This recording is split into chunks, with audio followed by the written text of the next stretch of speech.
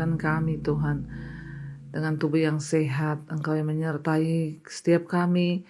Biarlah Tuhan, Engkau sendiri yang berjalan depan kami, bahwa kami senantiasa ada di dalam perkenanan Tuhan. Kami mau membaca firman-Mu, merenungkannya. Urapi hamba-Mu yang tidak ada apa-apanya, urapi setiap kami, biar kami mengerti rencana dan kehendak Tuhan di hidup kami. Kami buka hati bagi firman Tuhan dalam nama Yesus. Haleluya. Amin, amin, amin. Iya, puji Tuhan saudara. Ya, di sini saya baru bangun ya.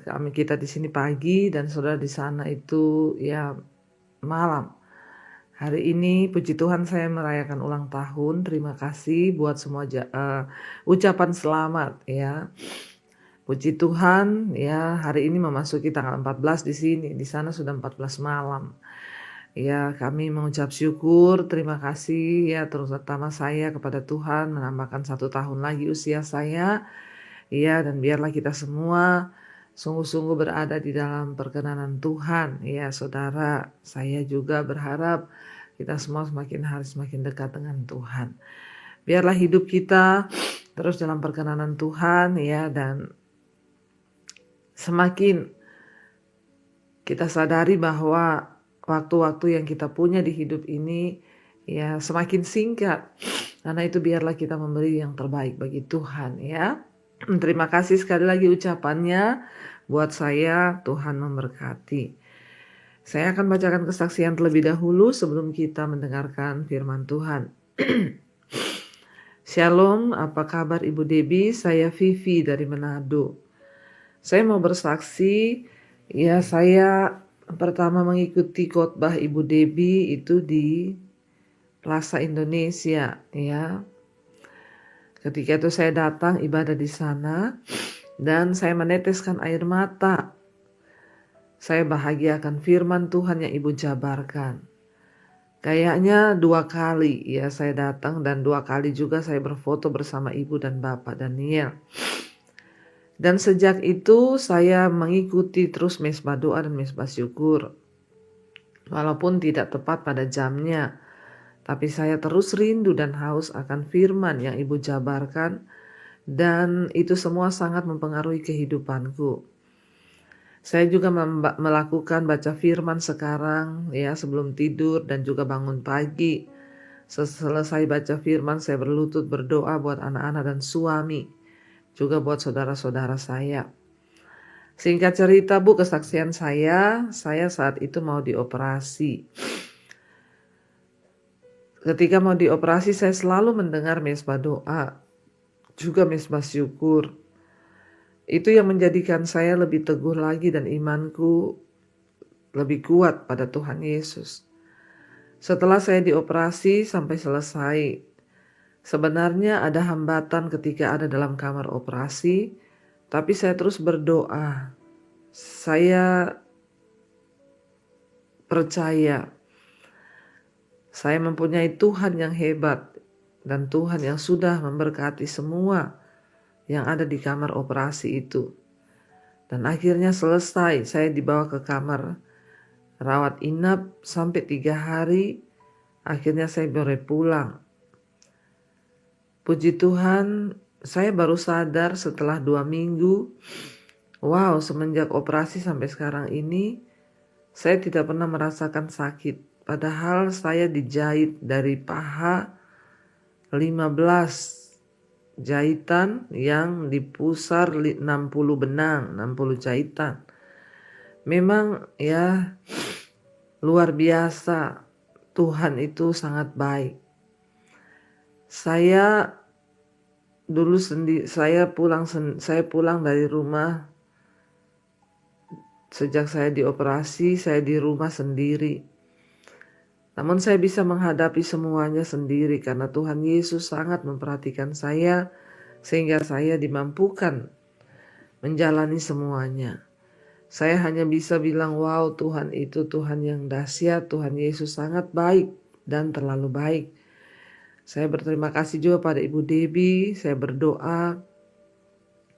Saya perkatakan kepada Tuhan, saya bilang, Tuhan, saya mau setia kepada Tuhan Yesus dan saya ingin menyenangkan hati Tuhan. Inilah kesaksian saya, terima kasih Ibu Debbie. Dengan semua khotbah-khotbah ibu yang saya dengar, terima kasih karena banyak mengubahkan hidup saya. Tuhan Yesus memberkati ibu dan keluarga, juga seluruh pelayanan ibu. Tuhan Yesus memberkati. Saudara, puji Tuhan ya. Kita percaya bahwa apa yang Tuhan buat itu ya seringkali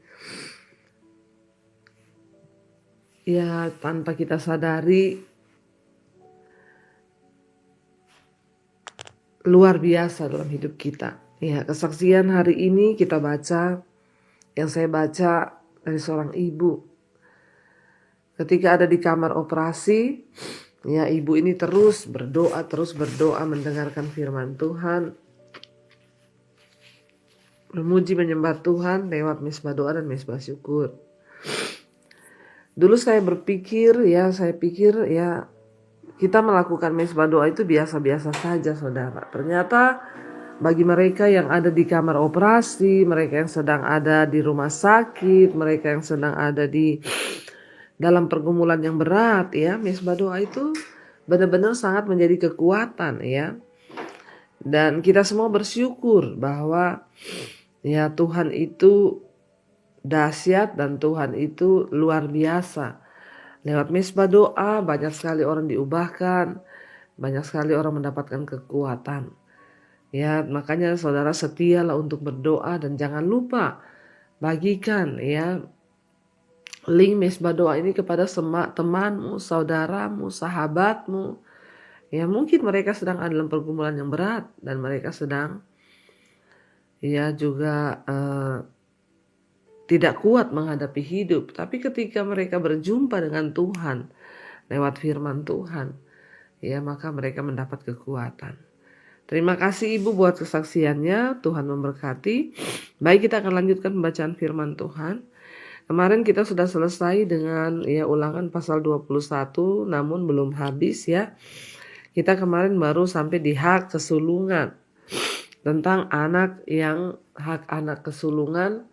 Kalau seorang menikah ya lalu dia punya anak dengan seorang istri yang tidak dicintai, lalu dia menikah lagi dengan istri yang dia cintai, lalu dia punya anak yang pertama dari istri yang tidak dicintai itu, maka hak kesulungan itu menjadi hak dari anak yang pertama sekalipun itu bukan istri yang dia cintai. Tuhan mengatur semuanya saudara ya. Dan sekarang kita lanjutkan ya masih di Ulangan pasal 21. Sekarang ayat yang ke-18 tentang anak yang durhaka. Apabila seseorang mempunyai anak laki-laki yang degil dan membangkang, yang tidak mau mendengarkan perkataan ayahnya dan ibunya, dan walaupun mereka menghajar dia tidak juga ia mendengarkan mereka, maka haruslah ayah dan ibunya itu memegang dia dan membawa dia keluar kepada para tua-tua di kotanya, di pintu gerbang tempat kediamannya. Dan haruslah berkata kepada para tua-tua kotanya, anak kami ini degil dan membangkang. Ia tidak mau mendengarkan perkataan kami, ia seorang pelahap dan peminum. Maka haruslah semua orang sekotanya melempari anak itu dengan batu sehingga ia mati. Aduh, demikianlah harus kau hapuskan yang jahat itu dari tengah-tengahmu, dan seluruh orang Israel akan mendengar dan menjadi takut. Saudara ya, ini di perjanjian lama itu memang mengerikan ya. Dikatakan kalau ada orang memiliki anak yang degil, membangkang, degil itu kepala batu ya, peminum dikatakan, tidak mendengarkan nasihat orang tua. Ya pada zaman dulu anak itu disuruh bawa kepada para tua-tua di luar, di kota. Ya dan semua orang harus diumumkan bahwa anak ini anak nakal, degil, pemberontak, pembangkang. Ya dan rasanya ya dengan kata lain mungkin ya hidupnya itu tidak berdampak baik, malah berdampak jahat, sangat jahat. Ya peraturan pada zaman dulu di perjanjian lama, maka semua orang sekotanya itu harus merajam dia dengan batu sampai mati. Ya dan dikatakan supaya Harus kau hapuskan yang jahat dari tengah-tengahmu dan seluruh orang Israel akan mendengar dan menjadi takut. Kita tahu hukumnya pada zaman itu mata ganti mata. Itu memang peraturan dan itu hukum. Ya, mata ganti mata. Kalau ada orang jahat ya dia harus dibunuh, dirajam pakai batu. Makanya dulu kita mendengar ketika Yesus datang ada perempuan yang kedapatan bersinah dibawa kepada Yesus dan mereka akan melempari dia dengan batu, satu kota akan membunuh dia. Karena memang hukum pada zaman itu begitu. Kalau ada orang kedapatan berbuat jahat, ya supaya tidak ada orang jahat di tengah-tengahmu, dia harus mati. Ya, ketika orang membawa perempuan itu diseret akan dilempari batu seluruh kota. Maka Yesus ada di sana. Dan Yesus berkata kepada mereka pada waktu itu, ingat, siapa yang tidak pernah berbuat dosa, dia terlebih dulu yang harus melempar perempuan ini. Ada di antara saudara yang tidak berbuat dosa, akhirnya satu persatu pulang sampai akhirnya nggak ada lagi orang yang akan melempari dia. Karena ternyata semua kita berdosa. Jadi dosa itu bukan hanya yang kelihatan, tetapi dosa itu ya di hati pun kita berdosa. Nah, ketika Yesus datang, ya hukum-hukum dari perjanjian lama itu ya banyak yang akhirnya tidak dilakukan lagi. Yesus datang menggenapi seluruh hukum itu. Ya, jadi disuruh hapuskan orang yang berdosa pada zaman itu supaya tidak ada orang berdosa dan supaya itu menjadi peringatan. Jadi kalau ada orang yang menjadi anak yang memberontak, membangkang, ya dia lihat dirajam pakai batu mati, ya dia jadi takut. Sebenarnya niatnya satu, hanya untuk menghapus orang jahat. Ya, membuang orang berdosa supaya di antara bangsa Israel tuh nggak ada yang berdosa. Tapi kan ya hukum itu ya tidak boleh dilakukan, saudara. Karena ketika Yesus datang, Yesus membawa pengampunan. Tapi ya perjanjian lama memang seperti itu. Ya, untuk efek jera supaya orang tidak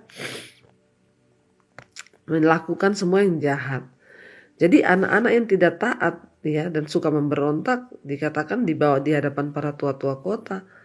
Lalu dia harus dilempari dia dengan batu. Ini ya tidak ada bukti yang alkitabiah sih atau ya arkeologi pun tidak pernah mencatat hukuman ini pernah dilaksanakan. Ya, di Alkitab pun tidak ada catatan bahwa pernah ada orang yang tidak ada orang tua lah yang tega untuk menyerahkan anaknya untuk dihukum mati. Ya, mungkin peraturan itu dibuat ya untuk membuat takut, ya hanya untuk menakut-nakuti. Buktinya Alkitab nggak pernah mencatat ada anak yang dihukum mati karena dirajam pakai batu. Tapi hukum itu ada. Ya, namanya hukum itu dibuat. Makanya mungkin orang-orang tua zaman dulu ya mendidik anaknya sambil berkata, kamu kalau nggak denger ya, mama bawa kamu ke tua-tua, lalu kamu akan dirajam sampai mati. Itu hukumnya kita di sini. Makanya mungkin ya jadi nggak ada anak yang kepala batu. Dan karena Alkitab pun tidak pernah mencatat bahwa hukuman itu pernah terjadi atas seorang anak. Dan saya yakin juga nggak ada orang tua yang tega menyerahkan anaknya ke orang tua-tua di kota. Ya, itu hanya hukum untuk ya supaya orang itu takut saja. Sebab di dalam Alkitab tidak pernah catatan hukum ini pernah dilaksanakan. Namun maksud dari hukum ini adalah bahwa ketidaktaatan dan pemberontakan itu tidak boleh ditoleransi di dalam rumah atau dibiarkan berlangsung terus tanpa kendali. Ya, jadi sebenarnya tujuannya baik hukum itu.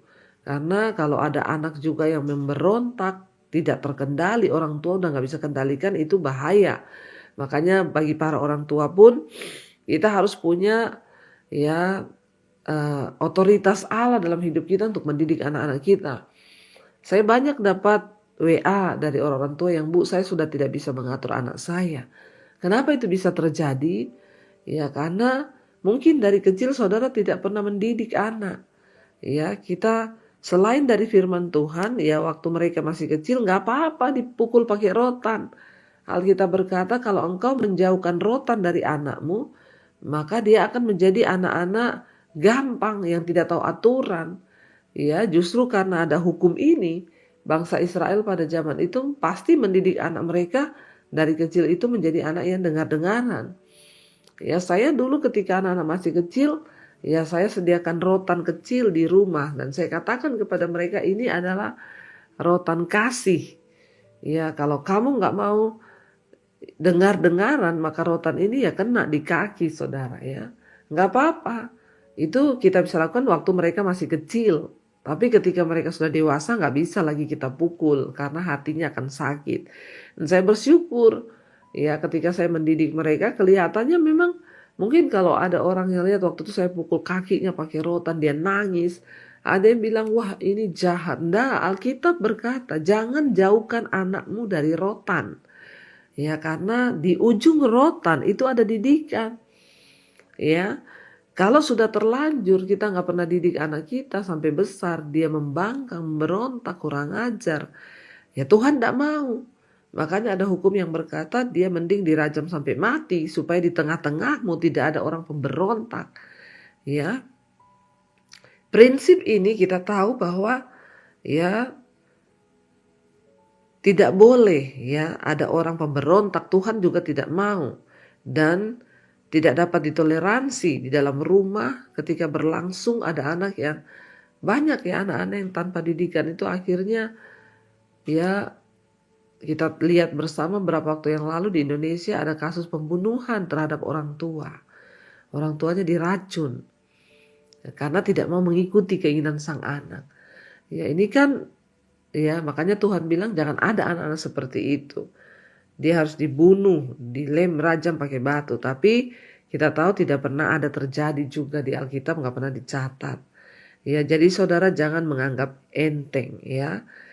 Jangan menganggap enteng untuk mendidik anak ya. Dan ya jangan sungkan untuk ya ketika mereka masih kecil kalau salah itu dijewer. Tapi Alkitab bilang ya didik anakmu dengan rotan tapi jangan inginkan kematiannya demi kebaikan ya. Tidak apa-apa karena ya itu adalah didikan yang tegas ya dan kita harus memperlakukan ya konsekuensi kalau tanpa kita didik anak-anak itu ke depan mereka maka bisa kejam ya, bisa melakukan emosi yang tanpa terkendali ya dan Tuhan Alkitab ya mengajarkan kepada kita bahwa anak-anak itu tanggung jawab orang tua. Pada hukum perjanjian lama, kenapa Tuhan menyuruh seperti itu? Ya supaya orang tua juga benar-benar melihat mendidik anak mereka dengan baik. Iya ayat 22 penguburan orang yang dihukum mati.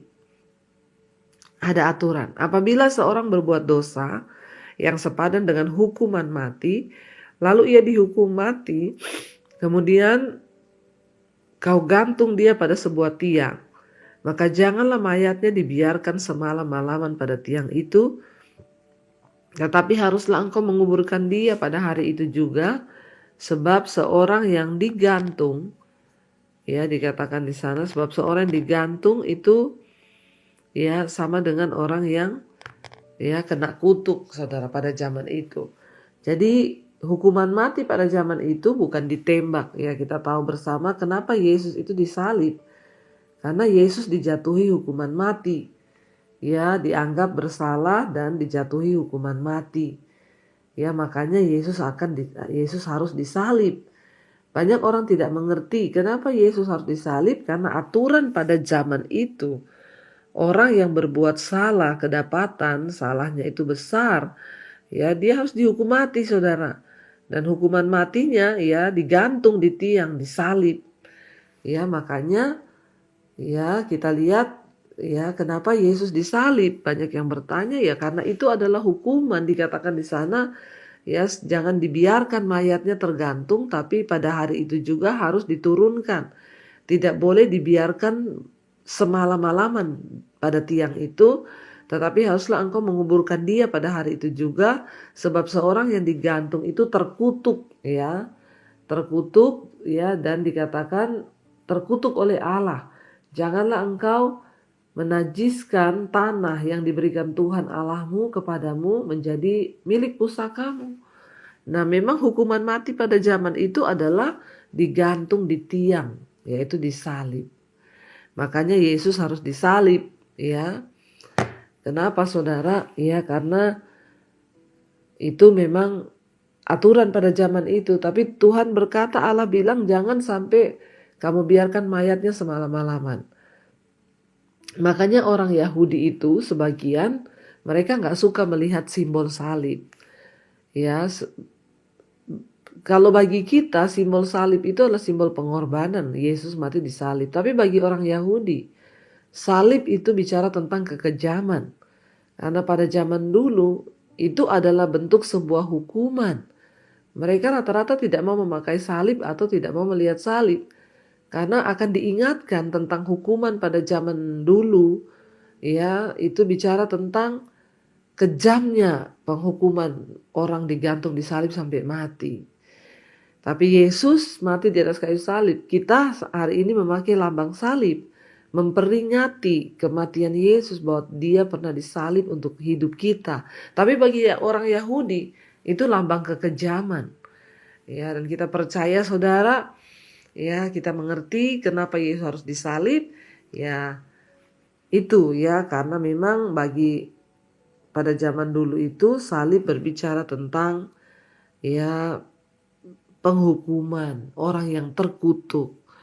Bahkan Tuhan Allah pada zaman itu mengeluarkan satu hukum, jangan biarkan mayat dari orang yang terkutuk itu ada di salib. Tergantung semalam-malaman, karena tanah itu akan menjadi najis. Makanya ketika Yesus disalib, di samping kanan kirinya ada 2 orang penjahat yang juga disalib pada hari itu. Ya, memang mereka disalib karena mereka jahat. Tapi Yesus kan disalib bukan karena berbuat dosa, dia disalib karena memang dia harus menggenapi kematian itu, saudara, supaya kita boleh diselamatkan. Baik, kita akan berdoa hari ini, kita tundukkan kepala. Terima kasih Bapa, kami bersyukur, kami banyak belajar dari firman Tuhan, ajarkan kepada kami lebih dan lebih lagi, supaya kami mengerti. Biarlah kami hari ini mendapat rema. Ya, kami mendidik anak-anak kami ketika mereka masih kecil. Ajar kami untuk tegas mendidik anak-anak kami. Kalau itu salah, kami katakan salah. Kalau benar, kami katakan benar. Karena kebanyakan Tuhan, anak-anak menjadi pemberontak karena akibat orang tua yang tidak mau mendidik anak-anak. Kami berdoa biarlah didikan ada di mulut kami, ada di tangan kami. Kami boleh mendidik anak-anak kami dengan kebenaran. Terima kasih Bapa. Berkati setiap anak-anak-Mu yang setia ikut mesbah doa, yang terus mencari wajah-Mu. Berkati pertumbuhan iman mereka semakin hari semakin menuju kepada Kristus. Berkati hari ini yang sakit, Engkau sembuhkan. Mari saudara letakkan tanganmu di bagian yang sakit, berkatakan, aku percaya ada kesembuhan di dalam nama Tuhan Yesus. Kami bersyukur juga kami boleh belajar tentang salib, bahwa Yesus adalah mati di kayu salib bukan sebagai orang yang bersalah, tetapi seluruh kutuk dosa kami manusia itu ditanggungkan kepada Kristus. Dia tersalib bukan karena kesalahannya, tapi karena kesalahan umat manusia, termasuk kami. Ajar kami untuk setia kepada Tuhan. Tuhan berkati setiap mereka yang terikat dengan dosa-dosa. Biarlah kami belajar malam ini, Yesus sudah mati tersalib. Karena itu tidak ada satupun dosa lagi yang mengikat hidup kami. Kenajisan, percabulan, homoseksual, lesbian, rokok, minuman keras, obat-obatan, judi, amarah, kepahitan, dendam, ketakutan, kekhawatiran, kami buang semua itu. Karena Yesus sudah memakukannya di atas kayu salib. Terima kasih Bapa. Kami juga berdoa, Tuhan beri kekuatan bagi setiap mereka yang sedang Tuhan izinkan menjalani setiap proses hidup, memikul salib hari-hari ini. Biarlah Tuhan mereka boleh kuat keluar sebagai pemenang-pemenang.